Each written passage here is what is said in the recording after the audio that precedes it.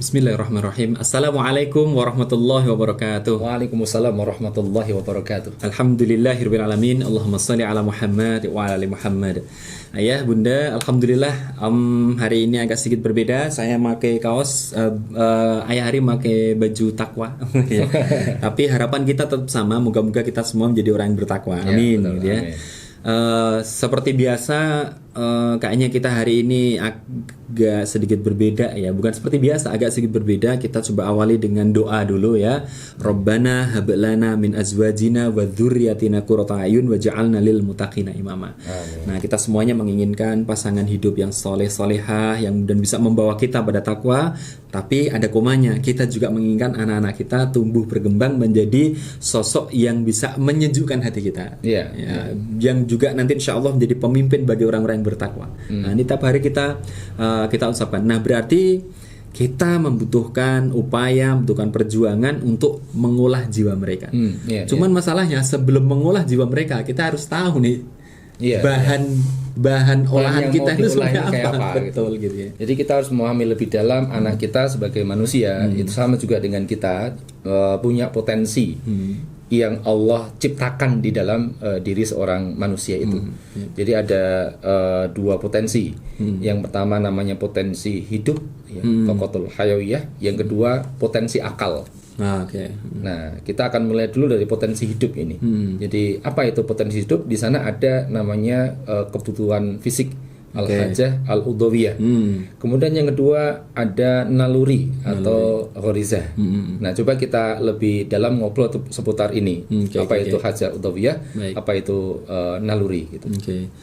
Iya, karena disebut potensi hidup, bisa jadi mungkin dalam tanda petik ya, tanpa iman pun sebenarnya dia bisa hidup gitu ya, karena kan itu potensi hidup gitu ya. Bisa.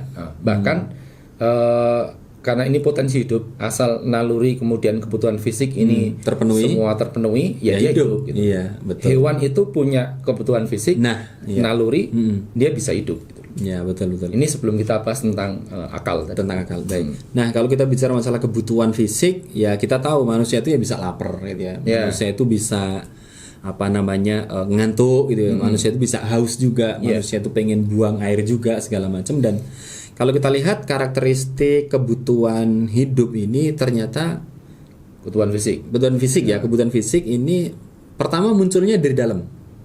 Dari dalam. Jadi misalnya tiba-tiba ada SMS, misalnya tadi pagi itu kita sudah kenyang banget karena sarapannya mungkin agak banyak gitu ya. Tiba-tiba ada SMS, bro, ke rumahku dong, ini ada pesta gitu.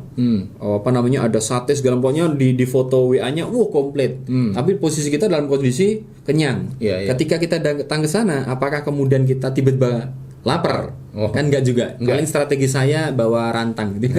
Kalau itu berarti bukan karena kebutuhan fisik.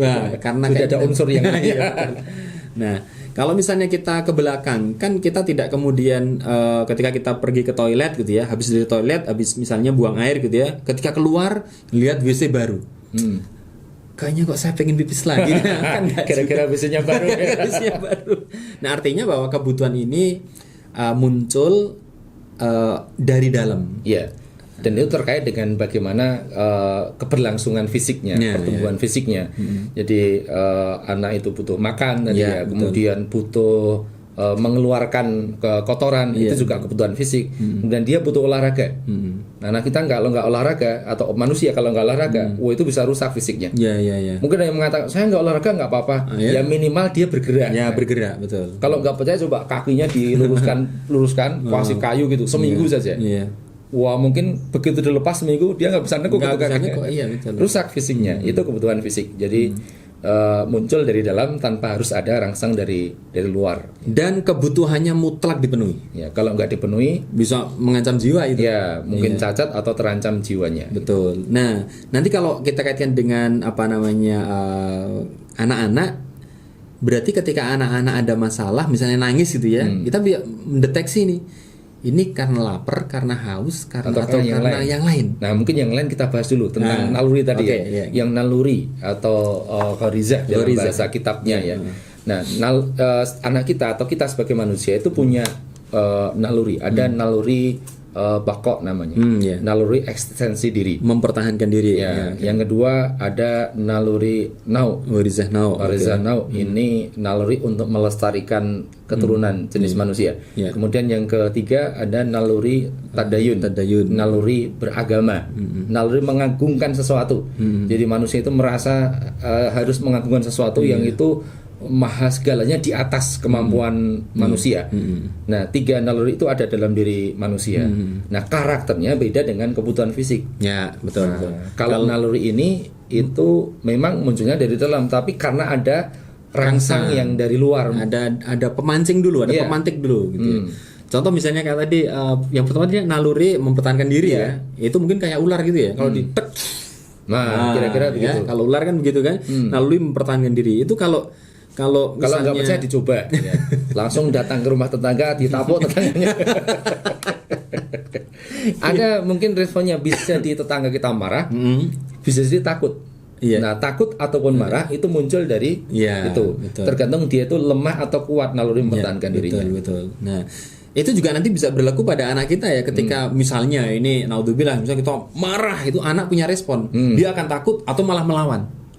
Gitu ya. Ya, misalnya kalau zaman sekarang dasar anak monyet gitu ya. Nah, kalau anak yang pinter tahu ada monyetnya. Kalau saya mungkin kita diganti. Dasar anak artis. Iya, jadi ada respon di situ, ada rasa di situ. Kan nggak mungkin ujuk-ujuk anak tiba-tiba marah kan nggak bisa. Memang harus ada pancingan di situ gitu ya. Itu. Yang kedua tadi. Yang kedua adalah ghorizah naluri melestarikan keturunan.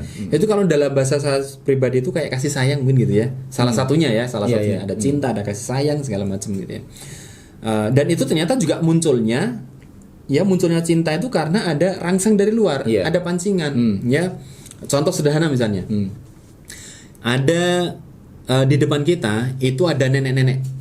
Wah, nenek-nenek tua udah itu kalau udah gedorong dikit udah meninggal gitu ya. Jadi udah tua banget. Kira-kira respon laki-laki melihat nenek-nenek yang tua banget itu apa kira-kira? Ya, pengen nolong. Kasihan gitu ya. Kemudian apa ya? Pokoknya itulah kasihan gitu ya. Ada rasa iba di situ. Tapi coba nenek-neneknya itu diganti dengan yang cantik, yang pokoknya itu beda.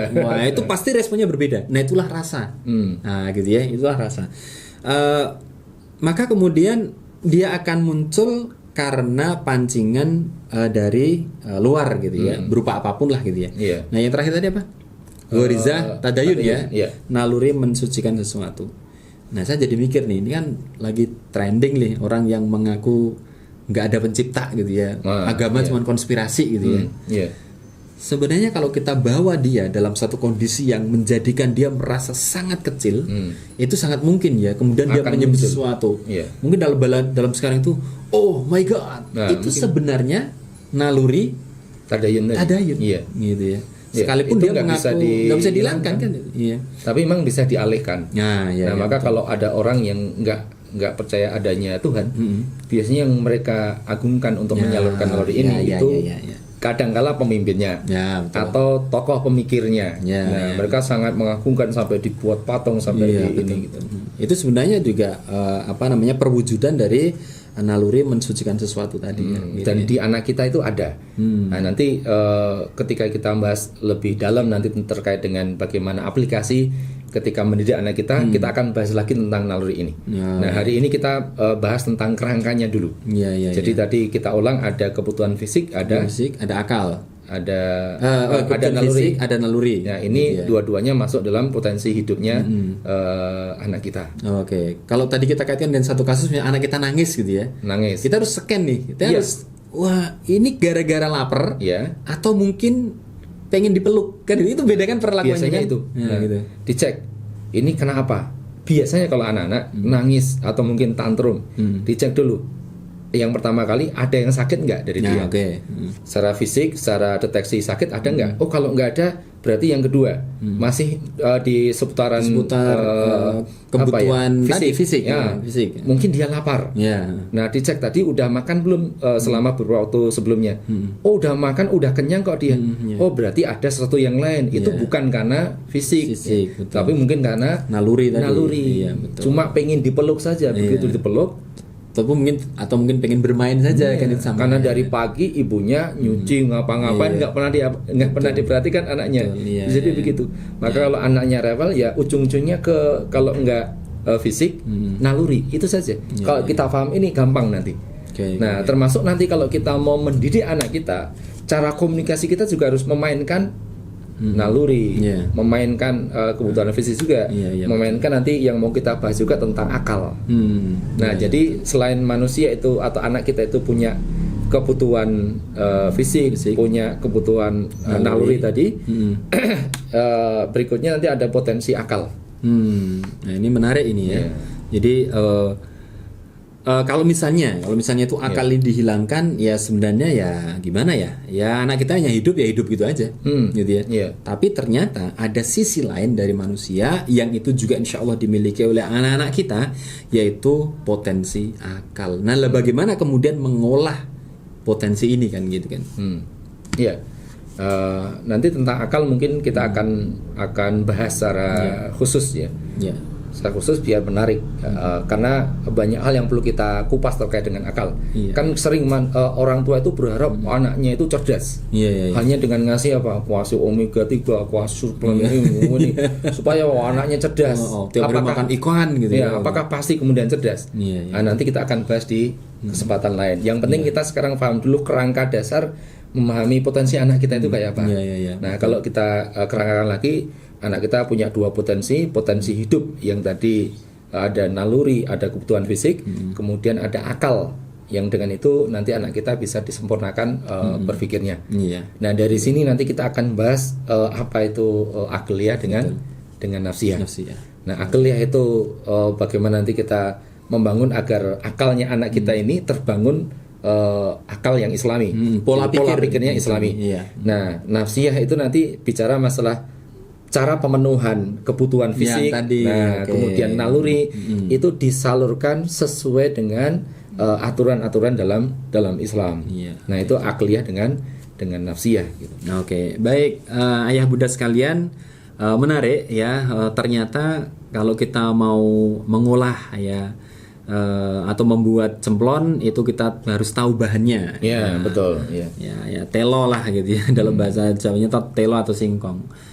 Singkong punya karakter begini-begini, pokoknya itu bisa digunakan bikin cemplon lah. Nah, pun demikian ketika kita bicara masalah anak, tentunya kita juga harus tahu bahan anak ini kayak apa ini, detailnya kayak apa, sehingga kita bisa bersikap secara tepat terhadap apa-apa yang menjadi potensi dan juga mungkin problem-problem yang sering dihadapi oleh anak itu sendiri. Jangan sampai nanti salah ya. Jangan sampai salah. Ketika salah memahami. Nah, ketika dia nangis selalu dihakimi karena lapar, padahal belum tentu. Atau misalnya ini anak suruh hafalan Quran kok nggak mau, terus malah nangis terus, nggak semangat, lemes. Kenapa sih? Ternyata lapar dia. Ternyata lapar belum makan.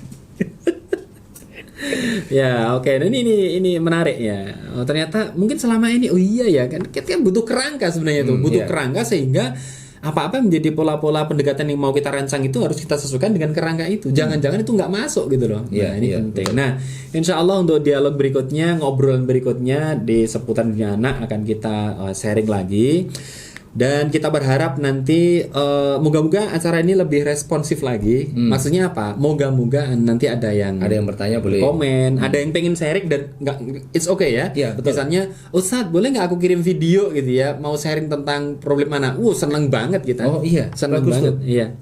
Kirimkan video, nanti kita akan tayangkan, kemudian kita bahas bareng-bareng. Iya betul. Misalnya ibu-ibu kan, ayah bunda kan nggak tahu kan seperti apa detailnya keluarga Ustadz Felix gitu ya. Kayak apa sih Koko, Gozi, siapa tahu bisa di-sharing di sini bagaimana kebiasaan bisa mereka. Kita ngobrol bareng ya. Amin. Ya. Oke, demikian dulu untuk episode kali ini. Moga-moga bisa memberikan kerangka yang mempermudah kita untuk kemudian melakukan pendampingan pada tumbuh kembangnya anak-anak kita. Demikian, assalamualaikum warahmatullahi wabarakatuh. Waalaikumsalam warahmatullahi wabarakatuh.